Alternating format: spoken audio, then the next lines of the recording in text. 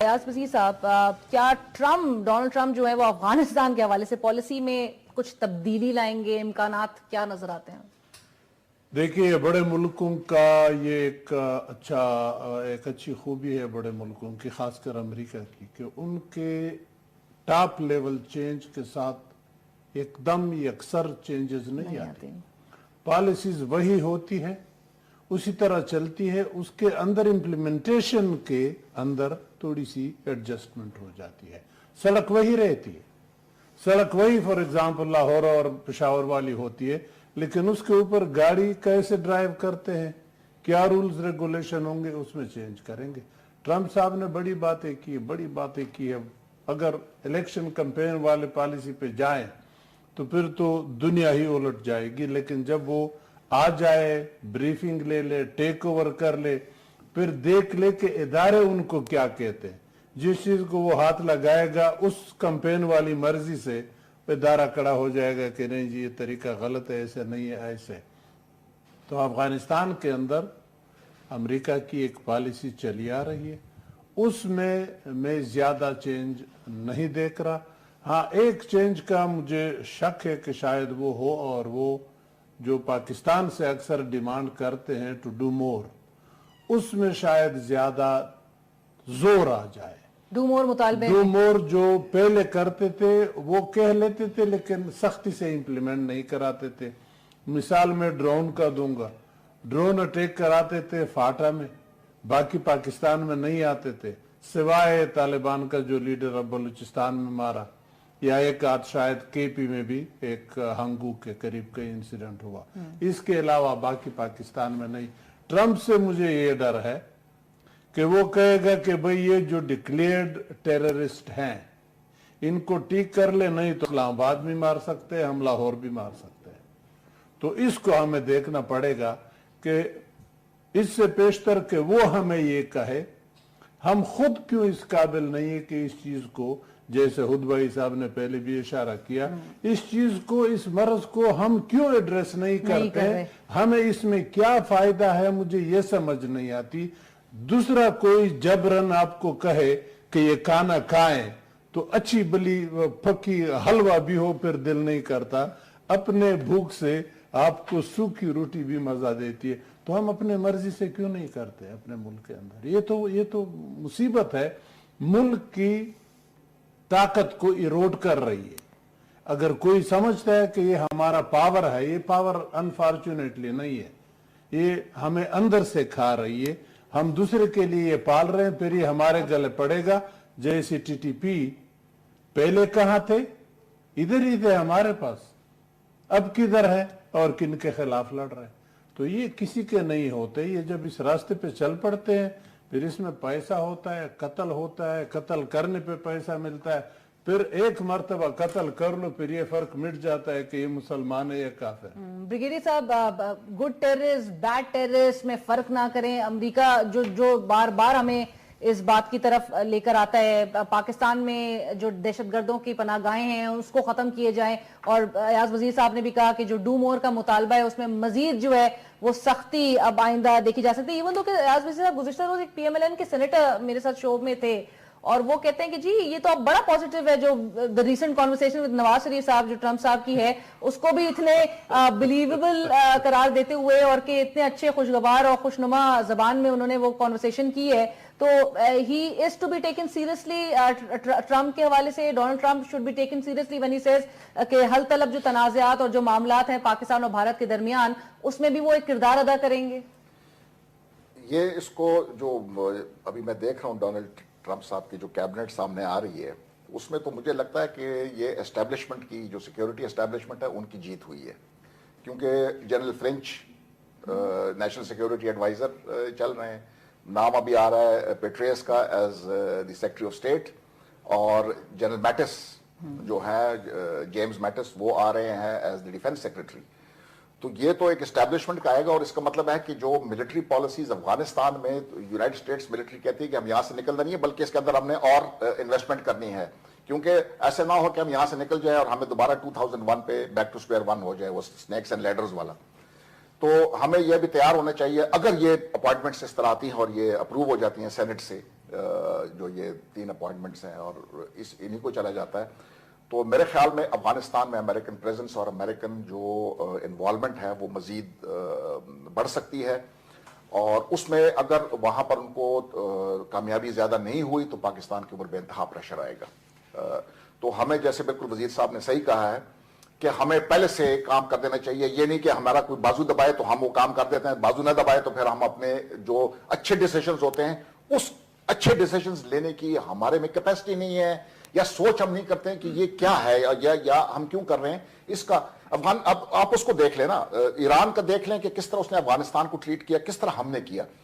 آپ نے جو ہے بے تحاشا لوگوں کو ٹرین کیا, بام بنانے میں کیا. 1979 کے بعد جب سوویت انویژن آف افغانستان آیا, آپ نے بے تحاشا ویپنز آپ نے دیے اور یہ ٹرین کیے سارے لوگ.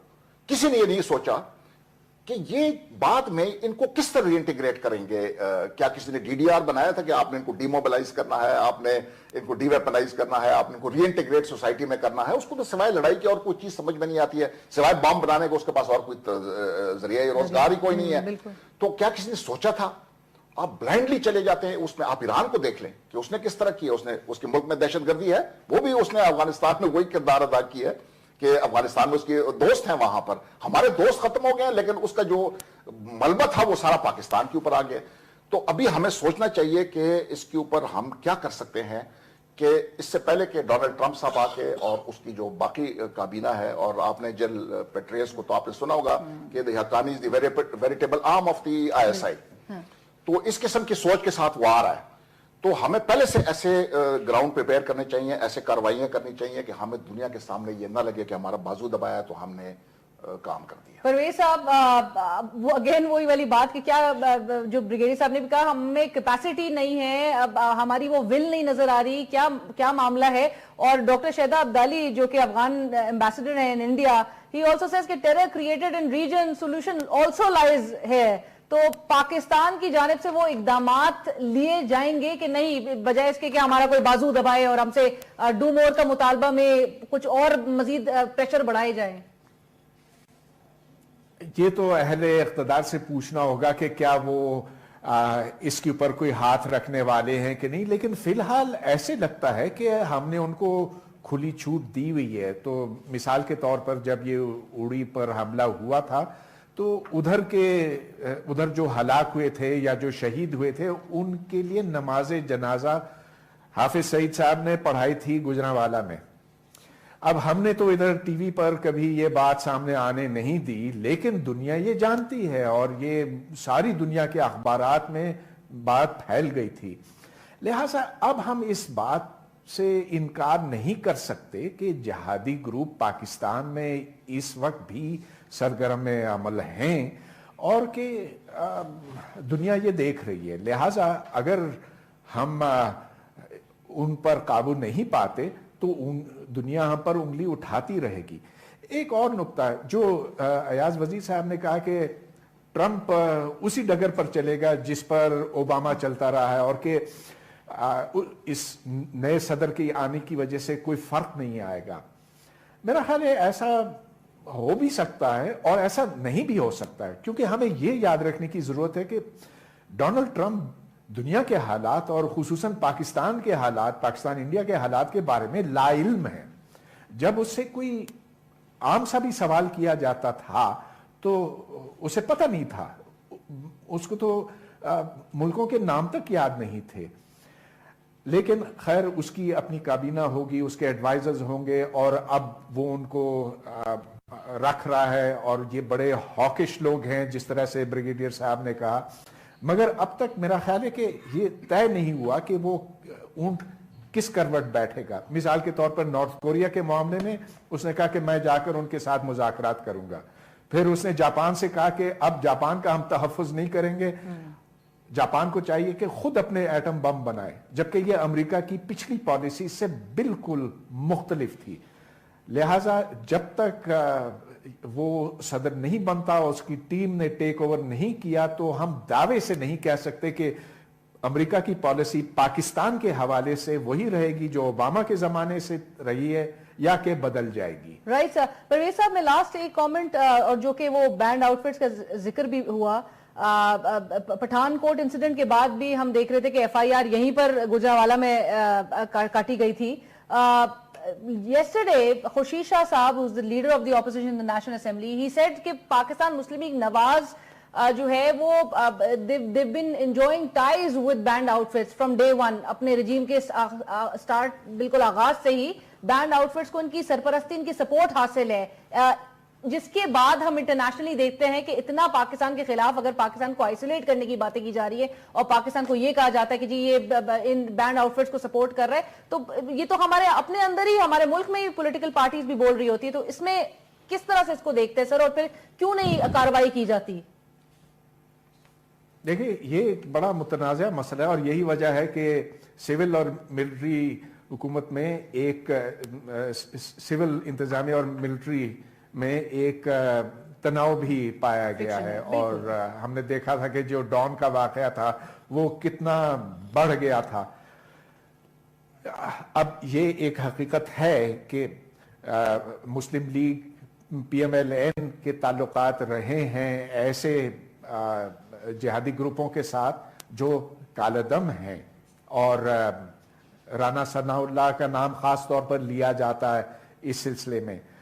لیکن دوسری طرف PMLN فوج کی طرف اشارہ کرتی ہے. تو یہ ایک چیز ہے جو ریاست کو طے کرنا ہوگا کہ آخر ہم ملک کے اندر کیا امن و امان چاہتے ہیں کہ نہیں, اور وہ امن و امان تبھی قائم کرنا ممکن ہوگا اگر ہم نے ان گروپوں کے اوپر سختی سے ہاتھ رکھا. کیونکہ نہ صرف یہ کہ ہم عالمی طور پر بدنام ہو رہے ہیں لیکن ملک کے اندر بھی انتشار کا سامنا کرنا پڑ رہا ہے ہمیں. ایبسلیوٹلی, اور یہ ریاست کو ڈیسائیڈ کر لینا چاہیے کہ ہمارے جو ایکشنز ہیں کیا وہ واقعی میں امن اور پیس کو جو ہے وہ ریفلیکٹ کر رہے ہیں نہیں. Thank you so much.